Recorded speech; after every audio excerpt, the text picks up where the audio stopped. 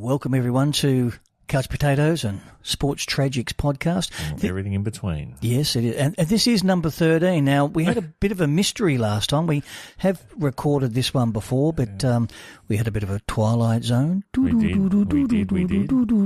So I don't know what happened to the podcast, but during that last podcast, I got Jetsetter Jordan here, of course. I'm the sportsologist. Jetsetter Jordan, JJ. I'm still trying to work that out. JJ. JJ, hello. Okay, but we did mention, you did say to me, because we said episode 13, we'll do superstitions, and you'd sort of say to me during the other recorded podcast, why is number 13 sort of superstitious? Oh, that's right. Did you say you've dug deep, have you? I've dug deep. Right. And this is something, it has been burning. It has been burning? It's been burning in me, you know, what the answer to number 13. I'm guessing it goes back to like Salem, witch 16th century sort of stuff. Well, it probably goes back a little bit further than that. Okay. Yeah. But what the main thing is that 1 to 12 is pretty common in our daily lives. Mm-hmm. And 13 is sort of the first number that's not really, you know, we've got 12 months of the year, we've got 1 to 12 on the clock and all that sort of stuff. But just a couple of things here, they say, apart from what I just mentioned, but there's a couple of cases in history where, for example, and I will quote this website, I'm not sure what it's called, but anyway, it says that... You have to quote it. Well, I'm quoting from I am quoting from Google. That's right. That there you go. There you go. All copyrights included. That's it. The number 13 may be associated with some famous but undesirable dinner guests. In Norse mythology, the god Loki was 13th to arrive at a feast in Valhalla. Yeah, he was mischief, wasn't he, Loki? Yeah, where he tricked another attendee into killing the god Balder. And in Christianity, Judas, the apostle who betrayed Jesus, was the 13th guest at the Last Supper. Okay. So that's maybe some of the reasons why the number 13 is superstitious to some people. It isn't to me. I'm not superstitious at all to 13. I think it's a good number. What I'm hearing is don't be 13th for the bloody dinner party. That's it. That's what I'm hearing here, mate. Exactly. And, of course, some buildings don't have a 13th floor on their elevators just because some people... Well, we're talking about that. I mean, that's how deep this number 13 goes. We won't have to waffle on too much about 13, but seriously, that's, goes pretty deep, the old 13. Well, it can. And, I mean, did you have any superstitions when you were playing sport? Not overly. I was trying to look, think back about it, that kind of thing. Like, I'm someone who does like to get into a routine. I don't know if you call that a superstition. It probably is. Want to do that thing, like not so much like your Rafael Nadal example. Is that a superstition? It's not really a superstition, is it? It's more like a routine, but if he doesn't do that routine, that's it. He thinks he might fail. It's interesting. Yeah, it is. I think the whole idea of superstitions and everything on the human psyche is quite interesting. Well, it is. It could be a little bit like, what is it when you take a pill and they give you another pill? Placebo. Yeah, this might be that placebo effect. You're thinking, well, I'm in that routine, I'm comfortable, I'm going to do my best here now. But I think some of the classics, I remember you were talking about, it's like the Michael Jordan one, interesting one. Yeah, okay, for that one there, we did record that in the last one. I did mention that to Jordan, and it was talking about Michael Jordan now. Yeah. When he... It's like I'm Jordan Michael. Do you know my middle name was Michael? Yeah, I'm short. I'm short and white though, mate. So everything's in complete opposite. Don't ask me to do a 3-pointer either. Oh, no, that's for sure. But look, if you did watch the movie Air, and it is a good movie, and it does tell the story of how Nike got signed up Michael Jordan, and to the greatest deal in sports history.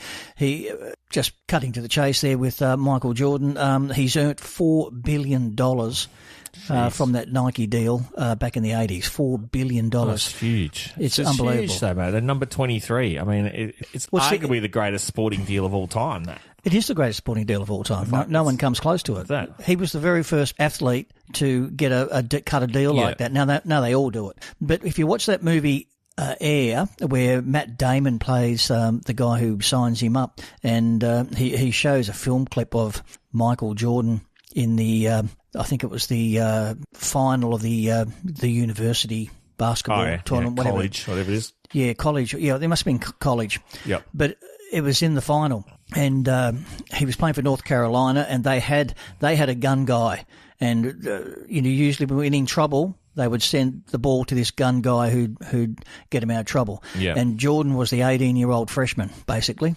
And in the play, they used the gun guy as a decoy and threw to Michael Jordan, who hit the winning three-pointer to win North Carolina the championship. It was the championship, American championship. Wow, what a moment! It was a moment, and this is when Matt Damon's character saw that there was something special. There was something special. So we'll sign this guy, and the rest is history. But what we're getting back, the superstition Michael Jordan had, or had, so obviously because he doesn't play anymore, is that he wore his North Carolina shorts because he thought it was good luck underneath his Chicago Bulls shorts for his whole career. Yeah, right. So amazing. That was just that, he threw that three-pointer that won the championship, and he just thought it was, a bit of luck for him. So a superstition. It is. I mean, it's interesting. It could be anything. I mean, I guess, shorts is a big one. They also can't wear the... Well, couldn't wear the singlet. Can't wear the singlet. So the shorts he could hide. The shorts he could hide underneath. Shoes are going to keep up sometime, aren't they? Yep. Yeah, okay. But you did say to me in the previous recording one about your inners in wicket keeping, your stinky inners. Yeah, well, that's right. Yeah. Well, that was the thing, wasn't it? I just used the old kit inners for some weird reason. I had to use the kit inners. I never buy my inners, and they were shockers. Like, well, no one would have washed them. Well, no one washed them, but not only that, like you'd bring it out, or some sort of like deformed hand look, because it got so crusty that it's like, the bits are actually, you could stand it on its bottom. I reckon. Stand up and look at it. Put it on a stand, it's like, what is it? It's the thing, like Thing from Addams Family. Yep. So that's what these things look like. And you put them on, you wet them, away you'd go. And then, oh, God, I remember pulling my hand out after, and it's like you'd had it in a bath for 6 days or something, and you get that real crinkled. Ugh. Yeah, exactly. But it was that, and the gloves. Actually, I used to use the kit gloves. I finally bought my own wicket-keeping gloves. And just dropping catches. So that was it. So I blame the gloves. But that was your new gloves. You were dropping catches. The new gloves, I was dropping catches. Yeah. But I reckon actually it was because I was, like it was a bit tighter or something like that. But anyway. Yeah, that probably would have been. There you go. But there you go. You reverted back to the kit gloves, did you? Yeah. I did, yeah. And then I also remember when I was doing the captaining mighty Lennox 4th grade there. I had this coin, and it had like the Indigenous and Aboriginal dollar coins, kicking back a while now. And then he was the heads, and the guy was the other one. And what I used to do is I used to get the opposing captain to always call. And every time, we won every toss. Yep. I swear I won 10, at least 10 in a row. And then I don't know why I did this, but I had it in my head, don't do it, mate, don't do it. But I started calling on the coin. And I lost every toss. There you go. I'm just wondering why did you change it? That routine. It was, see, that's a routine. Do you know what? I actually wanted to challenge to see whether it was a superstition or not. I had it in the back of my head to say, is this like, do sure, or is this not? So let's put the proof there. That's why I did it. Yeah. And so I shot myself in the foot, basically. Absolutely. Or in the coin. Yeah. Well, of course, we did speaking about clothing or lucky clothing. Tiger Woods, he always wore his red shirt on the final day of a major golf tournament, so on the Sunday. He believed it gave him extra power and luck, and for a while there it certainly did work, that's for sure. He was winning everything. Well, superstition, isn't it? Like you see people not just in, sports, I guess that's like going into battle, but also I'm assuming a lot of people in the armed forces have all got their little superstitions or lucky charms or something Absolutely. like that they'll take with them.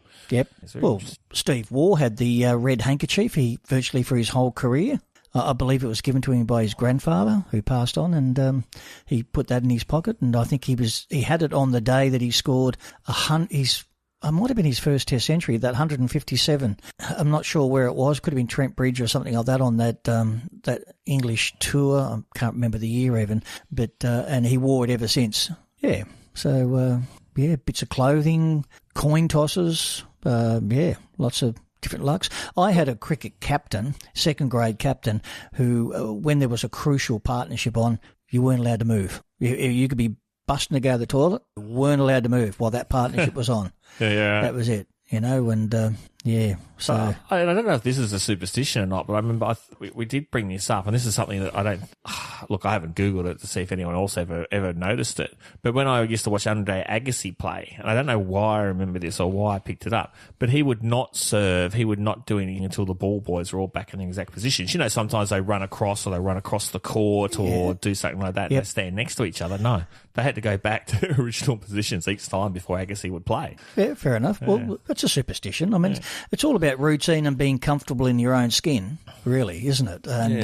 And thinking, well, I'm ready now. I'm going to grab the moment, basically. Well, talking about cricket. Plus he could. No one's going to argue with him, was he? Yeah, no. And I think that was pre-timer days. It's not like, once again, Rafa had to cut down his... He did. His his ritual. Yeah. He had to drop like 10 seconds off it. Yeah, absolutely. He's, touching everything. Well, David Warner unzips his gloves, Velcro after every delivery. Yeah. And then reattaches it, zips it back up. That was a ritual that he had.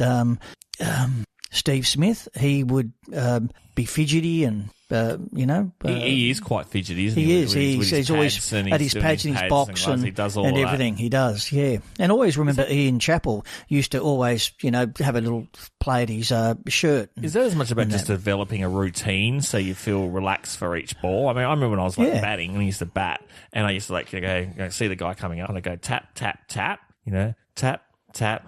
And as he came into bowl, I'd take a breath, bat up, because the ball would come in and the bat breathe out as the bat would come. I think that's as much as about developing that consistency. And when the ball shattered the stumps, what did you do? Well, yeah, that's right. I only had to breathe once. I got it perfect, of course. Yeah. And, of course, numbers in cricket, on the subject of cricket, cricket's quite a superstitious game, but 87 is the unlucky number supposedly in Australian cricket. Which is 13 off 100. 13 off 100. Poor old 30. And I did tell the story there about Keith Miller, and I'll just have to find that one again. But off the top of my head, Keith Miller saw Don when he was a kid. He was about 12. Keith Miller was about 12. He saw Don Bradman at a test match, and he scored 87. And for his rest of Keith Miller's career, he sort of had this thing about 87. It sort of caught on in Australian cricket, and it wasn't until many, many years later that he realised actually Bradman was out for 89. But we won't get in the way of a good story for that one. But, or mathematical abilities. Yeah. So 13 off 100, and of course another one is 111, which I mean you didn't know about. I mentioned to you last time 111. So it's 111. So it was called a Nelson, and it was because I think Lord Horatio Nelson. By the end of all the battles that he'd had, he only had one eye, one arm, and one leg. Okay. And or part of his leg was gone, part of his arm was gone. So, but that was called a Nelson. So he's got to be the stumps, mate. Well, I think there is a relation to that as well. But and famously, the umpire David Shepherd, a famous English umpire, he used to every time the score was on 111, he would always lift one foot up, waiting till the score went off 111 in honour of that Nelson. Was it that guy that had the grey hair and did the sort of wavy four? Yeah, he was a big guy. Yeah. He passed away not long ago, but he was quite a good cricketer in his own right. Yeah, he was good. He was a good umpire too. Yeah, David Shepherd. You'll see him in all the old 80s clips as an umpire with Dickie Bird. Yeah. Dickie, that's right. And Dickie Bird, he's still alive. He's well into his 90s. Yeah. He's doing well. I do know someone who actually knows Dickie Bird. But, that's a good name. Yeah, well, Dickie Bird. Is. Absolutely. And, of course, in cricket, we get various players. Lasith Malinga from Sri Lanka, who used to edit that, mate. Yeah, who used to kiss the ball every time. Every time he went to bowl, he'd kiss it. And Mike Whitney used to do that too. From memory, he used to kiss the ball too. Or I do remember. I think it might have been his very first ball in Test cricket. Mike Whitney. He was brought into the side on an England tour. He was playing county cricket and something happened to a couple of our fast bowlers and he actually got his chance to play a test match. And I remember him kiss the ball and I think he kissed his chain or his medallion. That'd be some sort of like ball tampering, like if he gave it a big smoochie enough times on one side, mate, it could be getting the swing happening. Yeah, well actually, I did tell you. Your shiny side and your pashy side, couldn't you? Well, I did tell you. It's a bit furry. I did interview Bert Alderson. We will do a thing on Bert Alderson. Bert Alderson played cricket back in the 40s, 50s, 60s, and 70s. Mm-hmm. Sydney first grade cricket. Yeah, he played till his early 50s and made his debut as a 16-year-old in 1942. But we actually, in my conversations, I got about 5 hours of tapes. We interviewed him the last 2 Saturdays.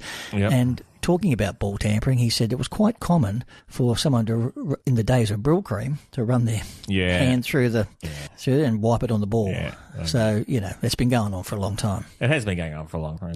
And we know all about it. Yeah. Bloody cameras. Lollygate and everything. Sandpaper. Yep, absolutely. Certainly, Anyway, I went into that one, but... Now, Tony Lockett, did we mention him last night? Yeah, Plugger. He had a lucky kit bag that he had his whole career. He didn't... I'd believe that. Never changed it. I'd believe that. It was getting pretty raggedy for his whole career. And obviously he had that early on in his career. Obviously he was with St Kilda and he didn't have much luck at all, did he, with St Kilda?